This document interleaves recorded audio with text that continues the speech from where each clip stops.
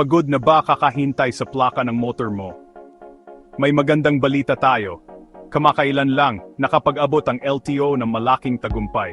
Nakapagbigay na sila ng lahat ng 1,223 na natitirang dilaw na plaka para sa mga tricycle sa Marikina. Pero simula pa lang ito, ayon kay LTO Chief ASEC Vigor D. Mendoza III, dahil dito, mas mapapabilis na rin ang pagbibigay ng plaka para sa mga motorsiklo sa buong bansa. Ang target? Mabigyan lahat ng motorsiklo ng plaka pagdating ng Hulyo 2025. Alam niyo ba na ang problema sa plaka ay nagsimula pa noong 2014? Natapos na ng LTO ang backlog para sa mga sasakyang may 4 na gulong.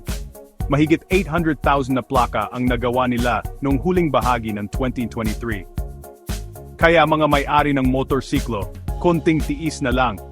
Abangan ang mga susunod na balita dahil mas pinabilis pa ng LTO ang pagresolba sa backlog ng mga plaka. Huwag kalimutang mag-like at mag-subscribe para sa mga pinakabagong balita.